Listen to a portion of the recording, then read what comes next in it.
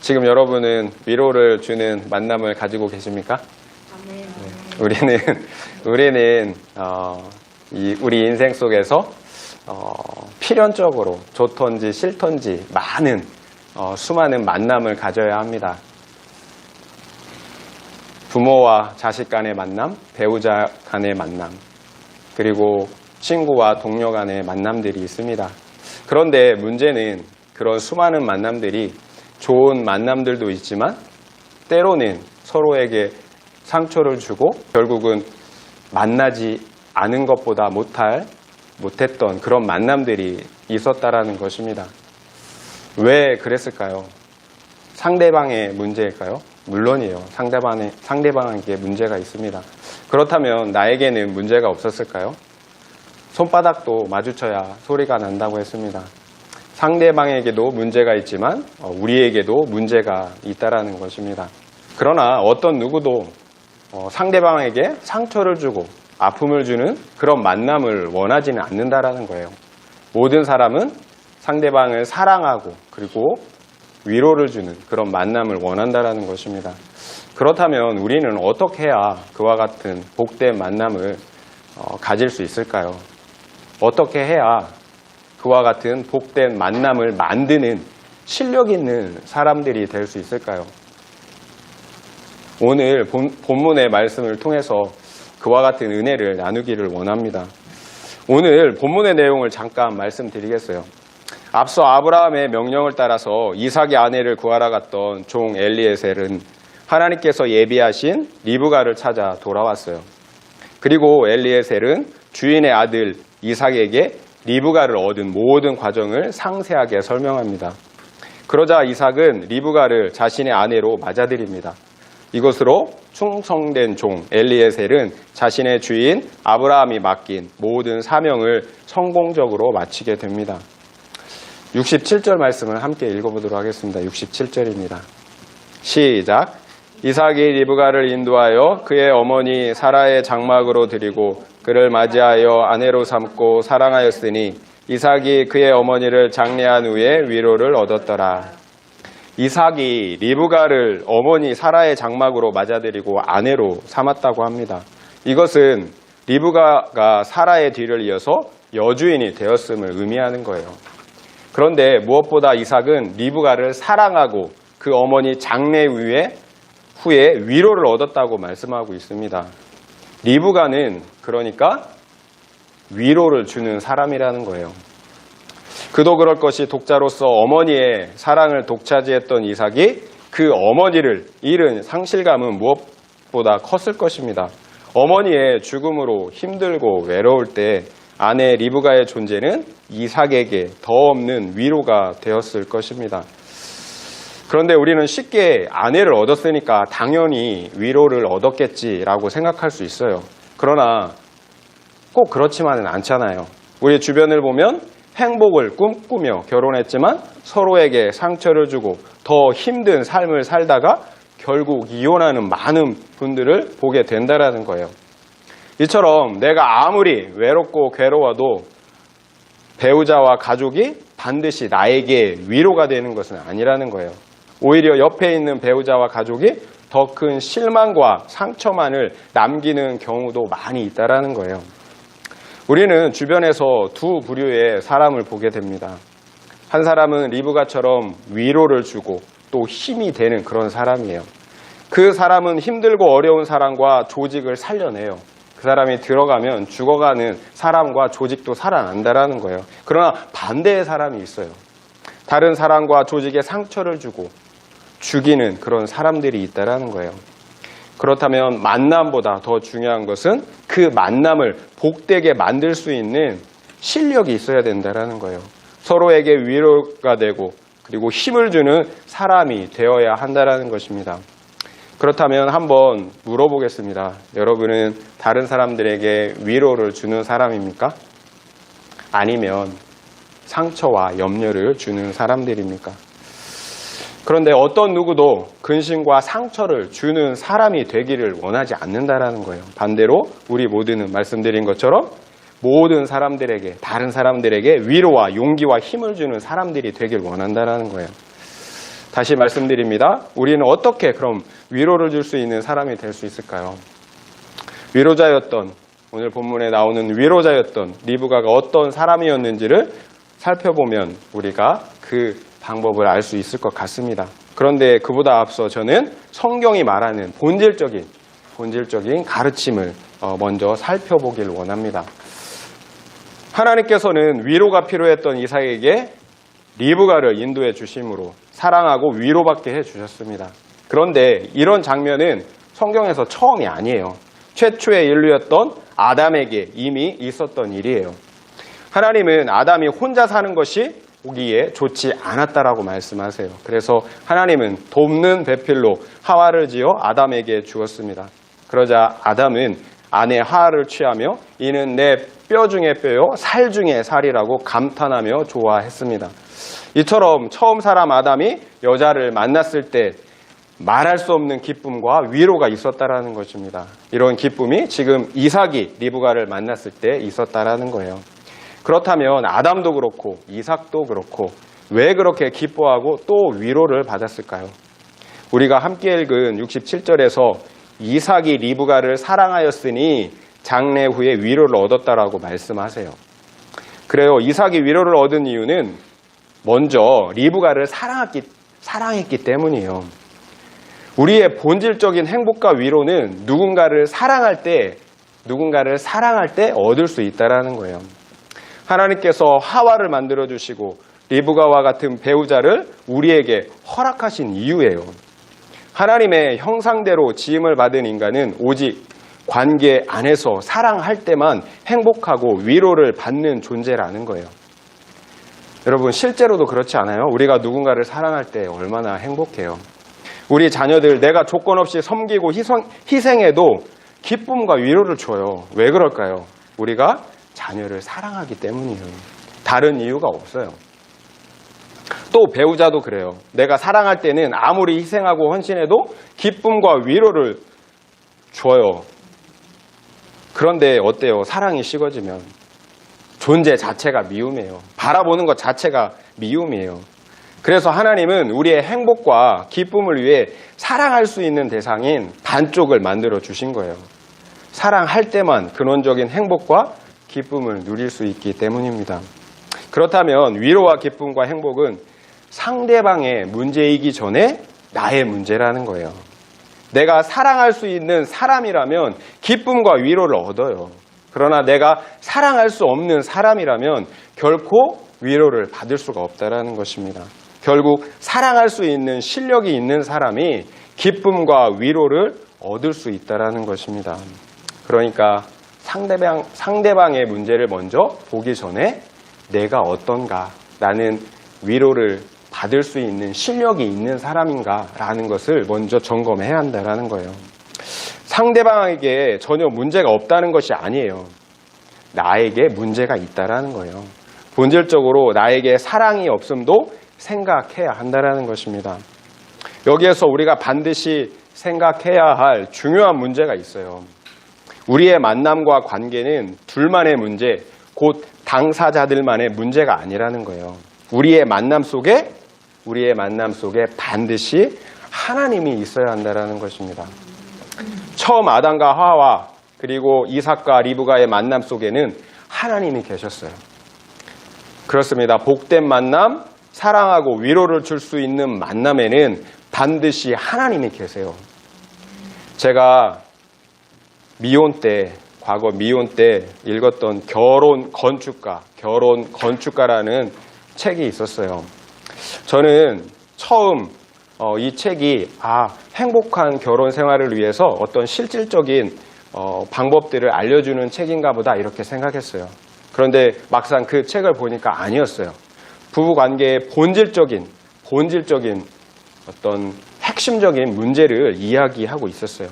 그 책의 핵심은 하나님 없는 남자와 여자만의 결혼 생활은 결코 행복할 수 없다라는 것이었어요. 하나님 없는 둘만의 관계는 결코 행복할 수 없다라는 거예요. 남녀가 서로만을 바라보며 또 자신들이 필요한 사랑을 서로에게 요구한다면 어떻게 될까요? 처음 육적 사랑이 불타오를 때는 서로가 원하는 사랑을 줄 수 있을지 모르겠어요. 그러나 그러한 사랑은 유통기간이 있다라는 거예요. 계속 상대방만 쳐다본다면 서로는 서로에게 지치고 실망하며 상처를 주고받게 될 것이라는 것입니다. 왜냐하면 상대방은 내가 원하는 만큼의 사랑을 줄 수가 없기 때문이에요. 본질적으로 사람은 자기 중심적이에요. 그래서 그 사랑을 줄 수가 없다라는 거예요. 내가 상대방에게 사랑을 원하지 않는다면 상관이 없어요. 그러나 내가 사랑을 원하고 갈망하면 할수록 더욱더 상처를 받게 된다라는 거예요. 그러면 그 관계는 더욱더 악화가 되겠죠. 결혼하지 않은 분들은 아직도 환상에 젖어 있을지도 모르겠어요. 하지만 결혼하신 분들은 제가 말씀드리는 바가 무엇인지 다 알 거예요. 이 책에서 말하는 요지는 명확해요. 자신들이 원하는 사람, 줄 수 없는 상대방에게서 구할 것이 아니라 사랑이 무한하신 하나님께 구하라는 거예요. 그래요. 내가 하나님을 바라보고 또 그 하나님과 사귐을 가질 때 하나님의 무한하신 사랑으로 채워지게 된다라는 거예요. 그러면 구태여 상대방에게 싸구려 사랑을 요구하지 않게 된다라는 거예요. 오히려 상대방에게 나의 사랑을 나눠줄 수 있는 부유한 사람이 된다라는 거예요.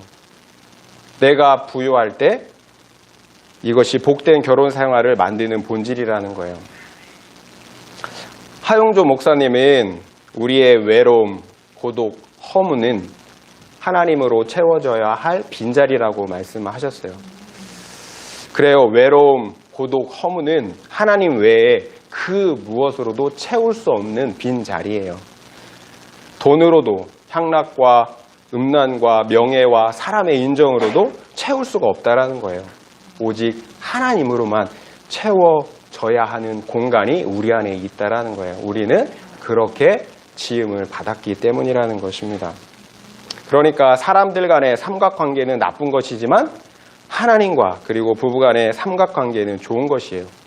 반드시 가져야 하는 관계라는 거예요. 서로를 쳐다보기 전에 각자의 자리에서 하나님을 쳐다보라는 거예요. 그럴 때 사랑하고 위로할 수 있는 복된 만남을 만들어갈 수 있다는 거예요. 이런 관계는 부부지간의 관계만을 의미하지 않아요. 모든 만남과 관계에 적용이 된다는 거예요. 광에서 인심난다고 했습니다. 우리의 마음의 광이 하나님으로부터 오는 사랑으로 채워질 때 우리는 나눠줄 수 있는 사랑이 생기게 된다는 거예요. 없는 사랑을 나눠줄 수는 없다는 거예요. 이런 삼각관계가 아담과 하와 그리고 이삭과 리브가에게 있었다라는 것입니다. 그들이 서로 사랑하고 기뻐하며 위로할 수 있었던 이유예요. 그래요. 그들은 하나님 나라에서 그 나라의 왕이신 하나님의 통치를 받고 있었어요. 이것이 서로 사랑하고 위로할 수 있는 복된 만남의 본질적인 이유였다라는 것입니다. 그러니까 위로하는 사람, 복된 만남을 만들 수 있는 실력 있는 사람은 누구예요? 하나님의 나라에서 하나님의 통치를 받고 있는 하나님 나라의 백성이라는 거예요.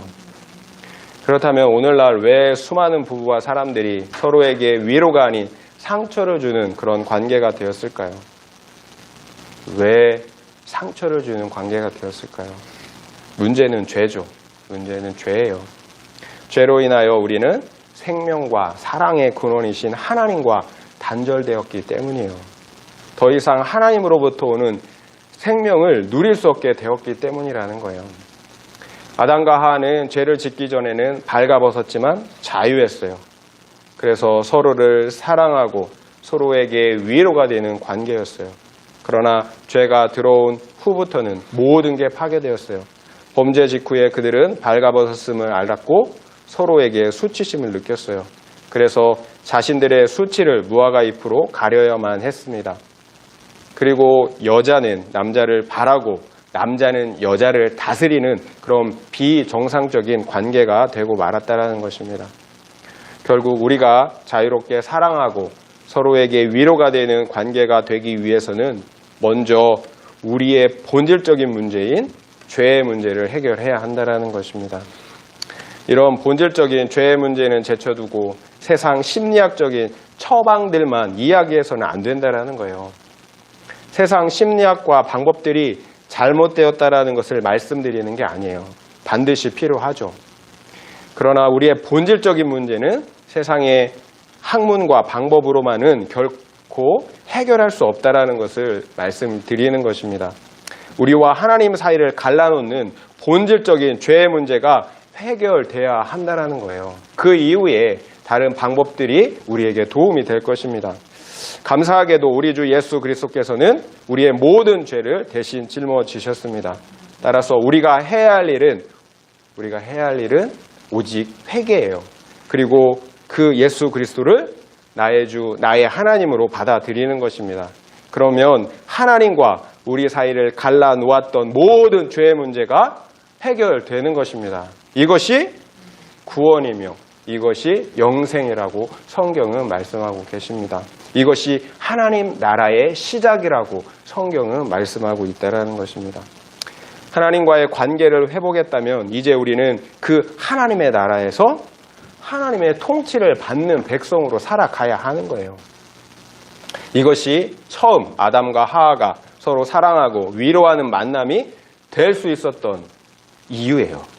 서로가 하나님을 바라보고 또한 하나님의 통치를 받았다라는 거예요. 이것이 오늘날 우리가 회복해야 할 하나님 나라의 모습이라는 거예요. 고린도후서 5장 17절 말씀을 제가 읽어드리겠습니다. 고린도후서 5장 17절 말씀입니다. 그런즉 누구든지 그리스도 안에 있으면 새로운 피조물이라 이전 것은 지나갔으니 보라 새 것이 되었더라. 죽었던 우리의 속사람이 거듭났어요. 그러므로 우리의 존재는 완전히 새로운 피조물로 재창조되었다라는 것입니다. 성경은 이렇게 존재론적으로 새로워진 피조물을 하나님 나라의 백성이라고 불러요. 이 새로워진 하나님 나라의 백성만이 타락 이전의 아담과 하와처럼 서로 사랑하고 서로에게 위로를 줄 수 있는 존재가 될 수 있다라고 말씀하고 있다라는 거예요. 그러니까 무엇을 하는 것 이전에 존재론적으로 우리가 하나님의 백성이 되어야 된다라는 거예요. 새로운 창조물이 되어야 된다라는 거예요. 그럴 때 우리는 사랑하고 위로할 수 있는 사람이 될 수 있다라는 것입니다. 결론적으로 새로운 피조물, 곧 하나님 나라의 백성은 하나님의 통치를 받으며 살아야 해요. 그래야 우리는 상대방을 위로하고 그리고 상대방을 사랑하고 살리는 사람이 될 수 있다는 것입니다. 그렇다면 이제 위로를 줄 수 있는 하나님 나라의 백성은 어떻게 살아야 하는지 리브가의 모습을 통해서 구체적으로 함께 살펴보도록 하겠습니다. 리브가의 모습을 통해 볼 때 첫째 위로의 사람은 순결하고 거룩한 사람이에요. 순결하고 거룩한 사람. 16절을 이렇게 보면은요, 성경은 리브가를 보기에 심히 아리따고 지금까지 남자가 가까이 하지 아니한 처녀였다라고 말씀하고 있다라는 거예요. 그래요. 리브가는 아름답고 남자가 가까이 하지 않은 거룩한 처녀였어요. 리브가의 외모의 아름다움을 말하는 것이기도 하지만 여기에서 중요한 것은 리브가의 내면의 아름다움과 거룩함을 말씀하고 있다라는 것입니다. 잠언 11장 22절에서 아름다운 여인이 삼가지 아니하는 것은 마치 돼지코의 금골이 같다라고 말씀하고 있기 때문이에요. 육적인 아름다움이 중요하지 않다라는 거예요. 아름답지만 정결하지 않은 여인은 돼지코에 매달린 금골이 같다라는 거예요. 전혀 어울리지 않는 거죠. 가치가 없다라는 거예요. 아름답지만 삼가지 않는 여인, 정결하지 않는 여인은 가치가 없다라는 거예요. 실제로 아무리 예쁘고 멋있는 배우자라 할지라도 음란하다면, 그래서 성적으로 정숙하지 못하다면 상대방에게 위로와 기쁨을 주는 것이 아니에요. 오히려 씻을 수 없는 아픔과 상처를 준다라는 거예요. 상대방에게 위로와 기쁨을 주는 사람은 육적으로도 영적으로도 순결한 사람이어야 한다라는 거예요. 서로에게 신실하고 거룩한 사람이어야 한다라는 거예요. 참고로 우리의 삶 속에서 영적인 것과 육적인 것은 구분할 수가 없어요. 왜냐하면 영적인 것이 육적이고 육적인 것이 영적이기 때문에 그래요. 그러니까 우리는 영적인 것을 위해서 육적인 것을 거룩하게 구별해야 된다라는 거예요. 순결을 유지해야 된다라는 거예요. 두 번째, 상대방에게 위로가 되는 사람은 하나님 나라의 법인 ጼ데카와 미슈파티를 행하는 사람이에요. 창세기 18장에서 하나님은 아브라함을 선택하신 분명한 이유를 말씀하고 계세요. 바로 아브라함으로 하여금 그 집과 후손들을 가르쳐 하나님의 법인 ጼ데카와 미슈파트를 행하게 하기 위함이라고 말씀하셨다라는 거예요. 그래요. 하나님께서 특별히 아브라함을 선택하신 이유는 그와 그 자손들로 하여금 ጼ데카와 미슈파트를 행하는 하나님의 백성으로 삼기 위함이었다라는 거예요. 참고로 지난 설교에서 저는 ጼ데카는 자선과 구제의 행위를 통해 나타나는 긍휼과 사랑 그리고 의로움이라고 말씀을 드렸어요. 그리고 미슈파트는 법률적인 정의와 공평으로 이해할 수 있다고 말씀을 드렸어요. 따라서 포괄적인 의미에서 ጼ데카와 미슈파트를 사랑과 정의로 이해할 수 있다고 말씀을 드렸습니다. 그래요. ጼ데카와 미슈파트는 하나님 나라의 핵심적인 법이에요. ጼ데카와 미슈파트는 하나님의 나라의 법이에요. 다른 사람을 위로하고 사랑할 수 있는 사람은 이 법을 행하는 사람이라는 거예요. 특별히 ጼ데카는 아무 의지할 것 없는 고아와 가부 그리고 나그네를 긍휼히 여기는 마음이에요. 리브가는 종 엘리에셀이 물동이의 물을 마시게 해달라고 할 때 그 종에게 물을 마시게 할 뿐만 아니라 자진해서 10마리나 되는 낙타에게 물을 길어 마시게 했어요. 10마리의 낙타가 마시는 물의 양은 많게는 1000리터, 1톤이 된다고 제가 말씀을 드렸어요. 그러니까 어린 리브가가 그 10마리의 낙타에게 물을 마시게 하려면 100번, 대략 100번 정도의 물동이를 쥐고 왔다 갔다 했어야 된다는 거예요. 이처럼 리브가는 조건 없이 나그네에게 ጼ데카를 행하는 그런 여인이었다라는 거예요.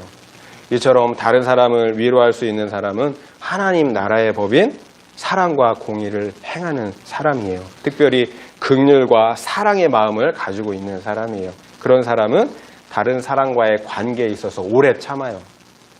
우리 관계가 좋은 것 나 때문 아니에요. 상대방이 오래 참아줬기 때문이에요. 나를 오래 참고 기다려줬기 때문이에요. 그분 마음에 ጼ데카의 마음이 있었기 때문이라는 거예요.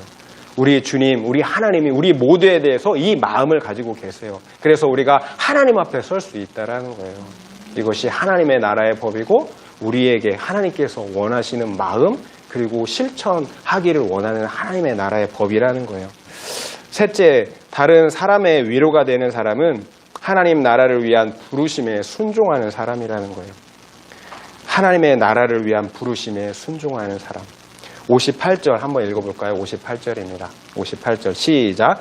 리브가를 불러 그에게 이르되 내가 이 사람과 함께 가려느냐? 그가 대답하되 가겠나이다. 종 엘리에셀은 리브가와 함께 바로 떠나겠다라고 이렇게 얘기했어요. 그러자 당연했겠죠. 아쉬웠던 그 가족들은 며칠이라도 딸과 동생과 함께 머물며 석별의 정을 나눌 수 있도록 그 이후에 떠날 수 있게 해달라고 이렇게 요청을 했어요. 그래서 리브가에게 물어봤어요. 그랬더니 정작 리브가는 바로 떠나겠다라고 하는 거예요. 리브가는 종 엘리에셀의 말을 다 듣고 하나님께서 나를 부르셨구나. 하나님의 나라를 위해서 부르셨구나. 이렇게 분명하게 생각을 했었던 것 같습니다. 그렇기 때문에 석별의 정, 가족과의 정을 멀리하고 그렇게 하나님의 나라를 위해서 바로 순종할 수 있었던 것입니다. 하나님께서 아브라함을 처음 부르셨던 모습이 생각이 나요. 창세기 12장에서 하나님께서는 아브라함에게 본토 친척 아비집을 떠나 내가 지시할 땅으로 가라고 했습니다. 그러자 아브라함은 즉각 순종을 했죠. 마찬가지예요. 리브가 역시 동일한 하나님의 부르심에 즉각 순종하고 있다라는 거예요. 이런 의미에서 리브가는 제2의 아브라함이라고도 얘기할 수 있다라는 거예요. 이처럼 다른 사람을 위로하는 사람은 하나님의 나라를 위한 부르심에 즉각 순종하는 사람이라는 거예요. 두 사람이 결혼을 했어요. 그런데 한 사람은 우리가 가야 할 본향, 그 하나님 나라를 위해 살아가요. 그런데 다른 한 사람은 반대로 이 땅이 전부라고 생각하고 살아가요. 그래서 이 세상의 육적 행복과 기복만을 추구하며 살아간다라는 거예요. 이처럼 한 집안에 있는 부부가 각각 다른 방향을 보고 살아간다면 서로에게 위로와 격려가 될 수 있을까요?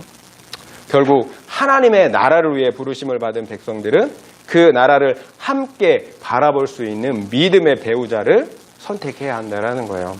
그래야 서로에게 위로를 주고 또한 하나님의 나라를 세우는 복된 만남이 될 수 있다는 것입니다. 넷째로 다른 사람을 위로하는 사람은 상대방을 존중하는 사람이에요. 다른 사람을 존중하는 사람이에요. 64절, 65절 말씀을 함께 읽겠습니다. 64절, 65절입니다. 64절, 65절 시작. 리브가가 눈을 들어 이삭을 바라보고 낙타에서 내려 종에게 말하되 들에서 배회하다가 우리에게 마주오는 자가 누구냐. 종이 이르되 이는 내 주인이다.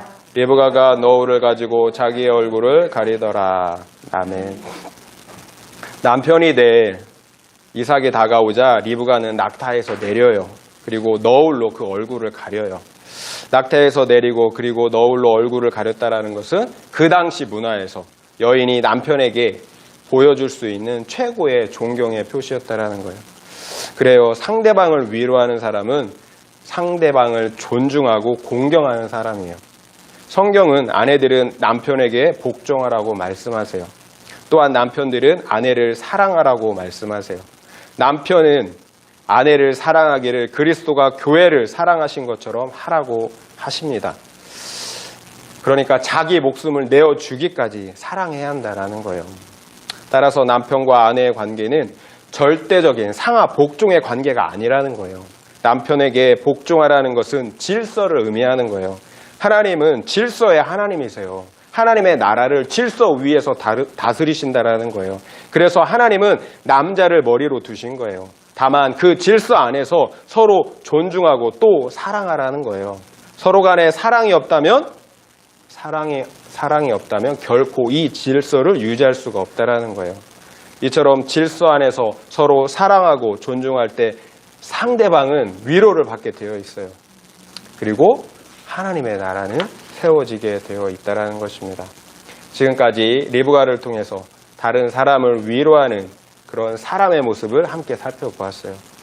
리브가의 삶 속에는 공통적인 하나의 특징이 있어요. 바로 하나님의 나라예요. 리브가의 이런 삶 속에는 다른 사람을 위로하는 그 삶 속에는 공통적인 한 가지가 있는데요. 그것은 바로 하나님의 나라라는 거예요.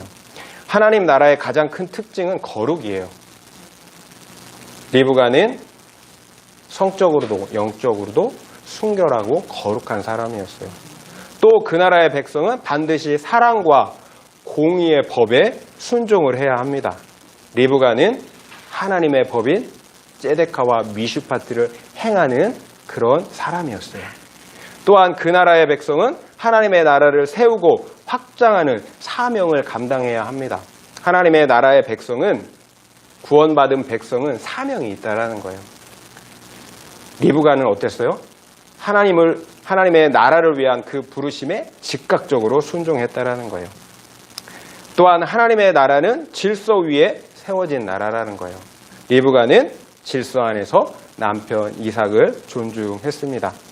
이렇게 하나님 나라 안에서 하나님의 통치를 받는 사람이 위로를 줄 수 있는 실력이 있는 사람이라는 거예요. 남편 이삭도 마찬가지예요. 63절을 함께 읽어보겠습니다. 63절입니다. 시작. 이삭이 저물 때에 들에 나가 묵상하다가 눈을 들어 보매 낙타들이 오는지라. 이처럼 이삭은 평상시에 묵상, 기도하는 사람이었다라는 거예요. 바로 하나님의 나라를 소유하고 하나님의 통치를 받는 사람이었다라는 거예요. 이삭과 리브가의 공통점은 하나님의 나라예요. 하나님의 나라를 소유하고 있고요. 하나님의 통치를 받는 사람들이라는 거예요. 이렇게 이삭과 리브가처럼 하나님의 나라의 사람들, 그런 실력 있는 사람들이 서로 사랑하고 서로 위로하는 복된 만남을 만들어 간다라는 거예요. 그런데 이런 우리의 만남이 더욱 중요한 이유가 있어요. 이런 만남을 통해 하나님의 나라가 세워지기도 하고 무너지기도 한다라는 거예요. 그렇기 때문에 우리의 만남이 중요하다라는 것입니다. 그래요, 이삭은 리브가의 만남을 통해서 리브가를 사랑하고 또한 위로를 받았어요. 사랑하고 위로를 받을 때, 우리가 사랑할 때 그 결과가 있는데요. 바로 생명을 낳는 거예요. 바로 야곱과 에서예요. 이처럼 우리의 만남은 사랑을 통해 생명을 낳고 또 살리게 되는 거예요. 바로 하나님의 백성을 만드는 일, 구원하는 일로 나타난다는 거예요. 그러므로 하나님의 나라를 세우고 확장하는 사명을 감당하게 된다는 거예요. 그러니까 사랑한다라는 것, 위로를 주고 받을 수 있다는 것은 엄청나게 중요한 거예요. 단지 우리 간의 문제를 넘어 하나님의 나라를 확장하는 일이라는 거예요. 그러나 반대로 우리가 서로 사랑하지 못할 때 우리의 만남은 불화와 상처만을 남기게 된다는 거예요. 결국 살려야 할 사람을 죽이게 된다는 거예요. 이처럼 우리의 만남을 통해 하나님의 나라가 세워지기도 하고 또 무너지기도 한다는 것입니다. 우리의 만남이 그만큼 중요하다는 거예요. 왜냐하면 하나님 나라의 모든 일은 만남을 통해서 이루어지기 때문입니다. 따라서 우리는 반드시 사랑하고 위로를 줄 수 있는 실력 있는 사람이 되어야 되는 거예요. 그런 사람이 죽어가는 영혼과 가정 그리고 교회와 공동체를 살리기 때문이에요. 그런 실력 있는 사람을 한 명 소개할까 합니다. 우리가 함께하고 있는 큐티 어떤 분의 나눔 간증을 여러분에게 소개해 드릴까요? 10월 16일 그 간증자의 나눔입니다. 이분은 믿지 않은 남자와 불신 결혼을 했어요. 그런데 이분의 둘째 아들이 태어난 지 1년 6개월 무렵부터 자폐 증상을 보이더니 12살에는 뇌병변 진단까지 받았다고 합니다. 이분은 남편이 아픈 아들을 함께 돌보고 양육해 주길 원했어요. 그러나 남편은 아들의 치료와 교육에 무심했어요. 외박으로 그런 힘든 일을 피하기 일쑤였다고 합니다. 결국 이런 외로움과 고난으로 인해 말씀이 있는 믿음의 공동체로 인도되었다고 합니다. 그리고 자신이 의지해야 할 대상은 육적인 도움을 주는 남편이 아니라 여호와 하나님임을 깨닫게 되었다고 합니다. 그러자 가장으로서 책임을 회피하던 남편이 이기적이라며 원망했던 자신의 태도가 변하다라는 것이에요. 오히려 남편도 살아야 하니 그럴 수밖에 없었겠구나 이해가 되더라는 거예요. 그러니까 남편을 긍휼한 마음으로 바라볼 수 있게 되었다라고 고백을 합니다. 이분은 지금도 환경은 조금도 변하지 않았다라고 말씀해요. 그러나 말씀 묵상으로 가치관이 달라지니까 하나님의 통치 가운데 거하니까 지금 평안히 살고 있다고 말씀하고 있다라는 거예요. 아들을 데리고 치료실에 갈 때마다 만나는 장애인 콜택시 기사님들, 학교 선생님들, 복지관 사람들에게 자신이 살아난 간증으로 복음을 전하고 있다라는 거예요. 이분의 남편에 대한 태도가 변하자 남편의 태도 역시 변했다라는 거예요. 그분의 간증을 그대로 읽어볼게요. 일정 부분을. 요즘 남편은 예전과 달리 육체적으로 쇠약해진 저와 아픈 아들을 잘 챙겨줍니다. 그런 남편의 모습에 눈물이 흘렀습니다. 저의 구원을 위해 수고한 남편에게도 하나님이 찾아와 주셔서 나의 하나님이 남편의 하나님이 되어주시길 간절히 소망합니다. 이분은 하나님의 나라를 소유하였어요. 그리고 지금 하나님의 통치를 받고 계시는 거예요. 과거에는 상처를 주고 또 상처를 받는 사람이었다면 이제는 하나님으로부터 오는 생명과 사랑을 받아 누리는 사람이 되었다라는 거예요. 그래서 상대방을 위로하고 살리는 그런 능력 있는 실력 있는 사람이 되었다는 거예요. 이분은 하나님으로부터 오는 사랑과 풍성한 위로를 받았어요. 그러므로 남편과 세상 사람들을 사랑하고 위로하며 살리는 사람이 될 수 있었다라는 것입니다.